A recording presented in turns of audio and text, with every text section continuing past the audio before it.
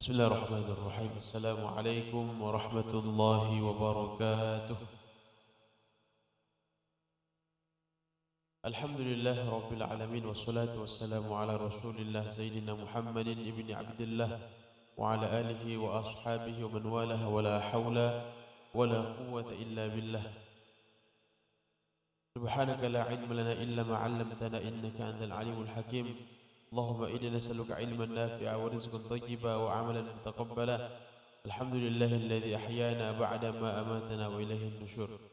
Hadirin Bapak Ibu jamaah subuh rahimakumullah, bersyukur kepada Allah Subhanahu wa taala dan ucapan alhamdulillah, bersalawat kepada Nabi dan ucapan Allahumma shalli ala Muhammad wa ala ali Muhammad. Pada kesempatan kultum subuh kali ini insyaallah kami akan membahas satu hadis Nabi sallallahu alaihi wasallam yang menjelaskan tentang tiga cara ataupun tiga jalan mudah untuk masuk surganya Allah Subhanahu wa taala. Nabi SAW bersabda, "Ayyuhan nas, wahai manusia, afsus salam, tebarkanlah salam kepada siapapun, kepada saudara muslim tentunya. Kemudian wa at'imut ta'am, dan berikanlah makanan. Kemudian yang ketiga adalah shallu bil laili wan nasu niyam. Salat malamlah ketika manusia sedang tidur. Tadkhulul jannata bisalam, maka kalian akan mudah masuk ke dalam surga." Dan kemudian Allah firmankan dalam Al-Qur'an, "Ya ayyatuhan nafsul mutmainnah irji'i ila rabbiki radiyatan mardiyah fadkhuli fi 'ibadi wadkhuli jannati." Maka ada kurang lebih tiga amalan yang Nabi sampaikan dalam hadis ini, yaitu afsus salam, tebarkanlah salam di antara saudara muslim kalian. Ini penting sekali untuk kita dahulukan atau mendahului salam daripada saudara kita yang lain. Karena ketika seorang mengucapkan salam, kita pernah mendengar kajian ataupun penyampaian dari Ustaz, mengucapkan salam itu hukumnya sunnah, kan, tapi menjawabnya adalah wajib. Maka ternyata yang mendahului mengucapkan salam ini keutamaannya lebih besar daripada yang menjawab salam. Kenapa? Karena orang yang mendahului kebaikan ini tetap lebih tinggi derajatnya di sisi Allah Subhanahu wa taala daripada orang yang mengikuti kebaikan yang didahului oleh orang lain.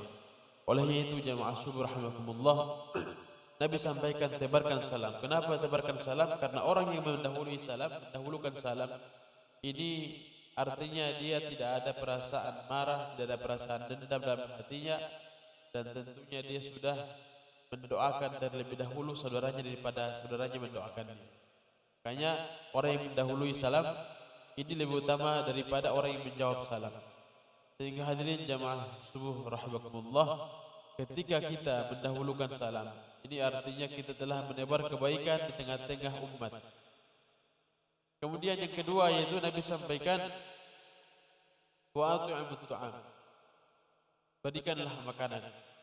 Ada istilah orang Indonesia ini memberi makanan secara umum, tapi bahwasanya ada istilah kita di Indonesia itu jangan selalu kita berikan ikannya, jangan selalu beri ikan, tapi beri juga pancing untuk orang tersebut mengetahui cara memancing ikan.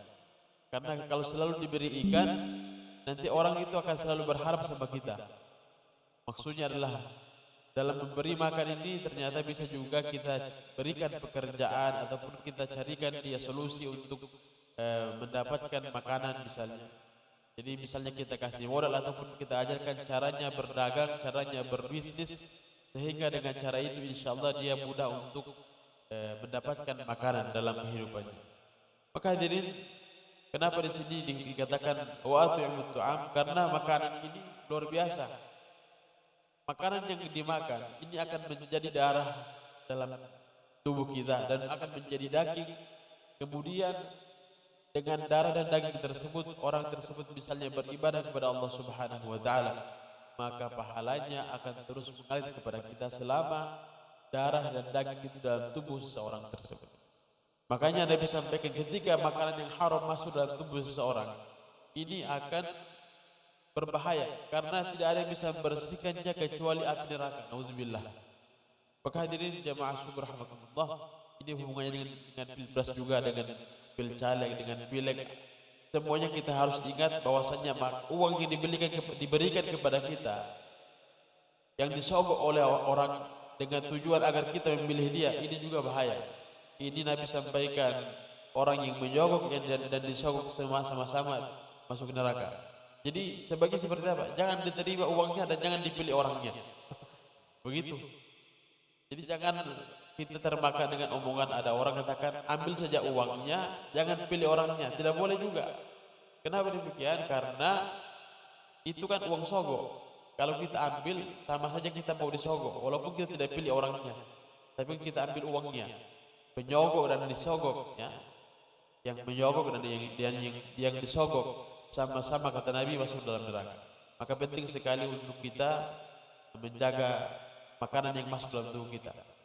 Tapi pada kesempatan subuh ini kami ingin bahas hadis Nabi SAW, yaitu wa'atu'amut ta'am, memberikan makanan kepada siapapun. Karena makanan ini sifatnya umum. Dan Nabi sampaikan, tidak sempurna iman seorang di antara kalian ketika kalian tidur dalam keadaan kenyang, sedangkan kamu tahu tetanggamu dalam keadaan lapar. Jadi hubungannya makan luar biasa. Kenapa? Karena makan ini kita bisa rasakan bagaimana kalau perut kita lapar, terus kita tidak ada yang bisa dimakan sementara kita sudah ngantuk. Wah, ini berat juga. Perut keroncongan, mata sudah mengantuk. Maka ini penting sekali untuk Nabi sampaikan kepada kita bahwasanya agar kita perhatikan memberikan makanan kepada siapapun. Maka urutan daripada kebaikan kita adalah keluarga kita terlebih dahulu, kemudian sahabat-sahabat kita, tetangga-tetangga kita, barulah kemudian keluar. Karena ketika seorang memberikan makanan ini secara tidak langsung orang tersebut kita telah membantu orang untuk beribadah kepada Allah Subhanahu wa taala. Karena ketika telah kenyang perutnya, punggungnya telah kuat, tenaganya telah kembali, dan orang tersebut insyaallah kembali beraktivitas. Kalau dia aktivitasnya banyak dalam ibadah, maka ibadahnya akan mengalir pahalanya kepada kita tanpa kita mengurangi pahala orang tersebut. Ini yang kedua. Yang ketiga adalah wasallu bil laili wan nasu niyam. Salat malamlah ketika manusia dalam keadaan tertidur. Salat apa itu? Salat tahajud. Ditulis wa minal laili fatahajjad bihi nafilatan lak asa ay yab'atsaka maqaman mahmuda. Jadi dan pada sepertiga malam yang terakhir, ya, pada pertengahan malam bangunlah untuk salat apa? Salat tahajud. Fatahajjad bihi nafilatan lak, sebagai ibadah tambahan untuk kita, maka Allah Subhanahu wa taala akan meninggikan derajat kita.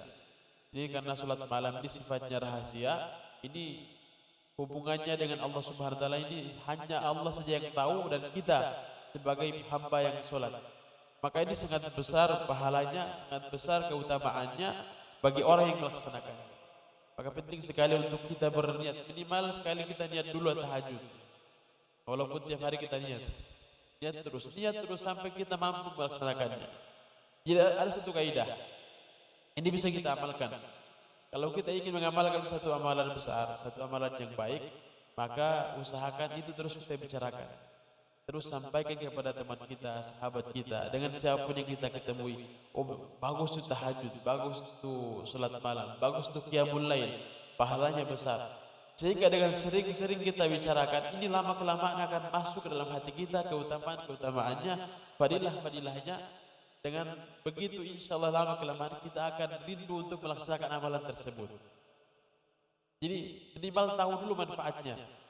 Kenapa hari ini ada orang bekerja mati-matian banting tulang peras keringat? Karena dia tahu manfaat daripada hasil akhir daripada pekerjaan dia tadi.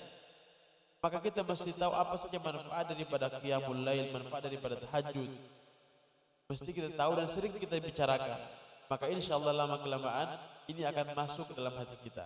Karena ada satu kaidah yang kami sampaikan tadi, sesuatu yang sering dibicarakan, sering diulang-ulang, ini akan masuk ke dalam hati.